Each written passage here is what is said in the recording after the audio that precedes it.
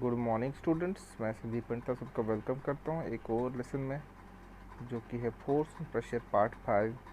तो previous classes में या वीडियोस में आपने पढ़ा था कि फोर्स के रिगार्डिंग पढ़ा, आपने प्रेशर के रिगार्डिंग पढ़ा। तो आज कुछ हम सिचुएशंस करेंगे जो फोर्स और प्रेशर के ऊपर डिपेंड करती है। तो देखिए, पहला मानो ये है कि हमारे पास सिचुएशन है, it is easier to hammer sharp nail. कहते हैं कि अगर आपके पास एक शार्प नेल है, ये अगर नेल आपके पास शार्प है, तो अगर ये आप देख सकते हो, ये आपके पास वॉल है, यहाँ बोर्ड है, इसके ऊपर ये ट्राई कर रहा है, कोशिश कर रहा है एक नेल को, तो नेल डालने की कोशिश कर रहा है। सो ये आप देख सकते हो, यहाँ पे नेल है, इसका जो ये पॉइंटेड पॉइंट है, पॉइंटेड है, इसका जो एक साइड होता है नेल का वो पॉइंटेड होता है। इसका ये मतलब है, उसका अगर पॉइंटेड है, इसका जो एरिया होगा वो लेस एरिया होगा। तो आपको पता है P is directly proportional to 1 divided by area, क्योंकि अगर इसके एरिया पे डिपेंड करता है। अगर एरिया लेस होगा तो प्रेशर ज़्यादा होगा, तो प्रेशर मोर होगा। ठीक है, तो ये डिपेंड करता है किसके ऊपर, एरिया के ऊपर। अब देख सकते हो इस नेल का जो एरिया है वो बहुत ही कम है, तो इसके ऊपर हमें फोर्स प्रेशर जो लगेगा वो बहुत ही ज़्यादा लगेगा। तो ये आसानी के साथ इस बोर्ड में या इस वॉल में ये नेल आराम से, क्योंकि जो एरिया है वो जो एरिया लेस है तो प्रेशर जो होगा वो मोर होगा। तो इसका मतलब जो है, जो we know that the pressure जो होता है वो इन्वर्सली प्रोपोर्शनल होता है area, therefore less the area more is the pressure exerted. More जो होगा प्रेशर एक्सर्ट होगा, therefore it becomes easy for the hammer to nail. तो एरिया जो है, another question is, it is difficult to walk on the sandy floor with pencil heel।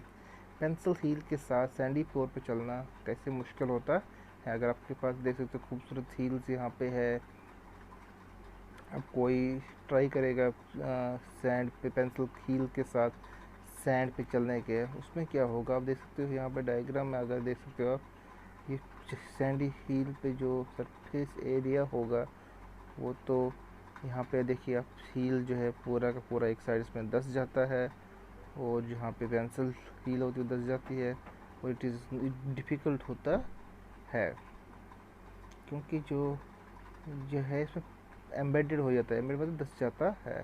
सो क्या कहते हैं, pressure जो होता है, आप खूब यहाँ पे हील्स को देख सकते हो, इसका एक साइड जो होता है यहाँ से नुकीला होता है, देख सकते हो नुकीले जब हील्स रेत पे चलेंगे वो उसमें धंस जाते हैं। ये जो नुकीला है आप देख सकते हो ये धंस जाता है। तो पेंसिल प्रेशर जो होता है directly proportional to 1 divide by area, the less the pressure more is the pressure.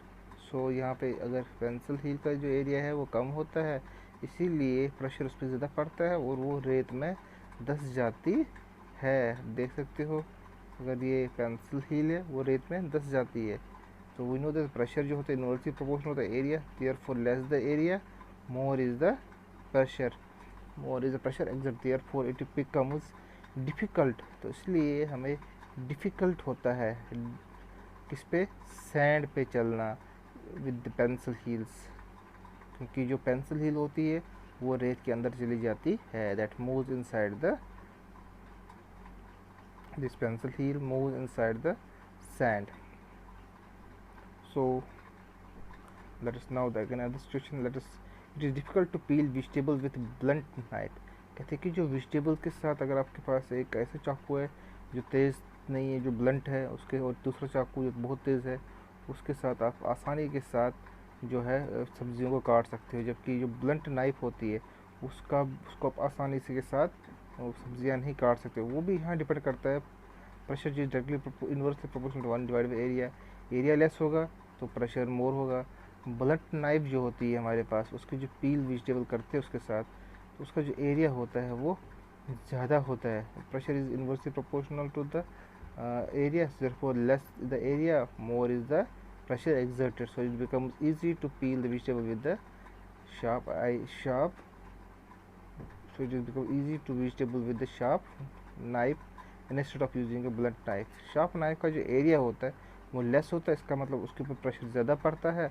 जब ज़्यादा प्रेशर पड़ेगा तो वो आसानी से वेजिटेबल को तो वो आसानी से वेजिटेबल्स को कट कर सकता है। इसलिए जो डल नाइफ होती है उसका जो सरफेस एरिया होता है, हमारा एरिया जो होता है उसका, वो बहुत ज़्यादा होता है, तो प्रेशर बहुत कम लगता है, तो वो वेजिटेबल्स को अच्छी तरह से काट नहीं पाता है। तो थैंक यू।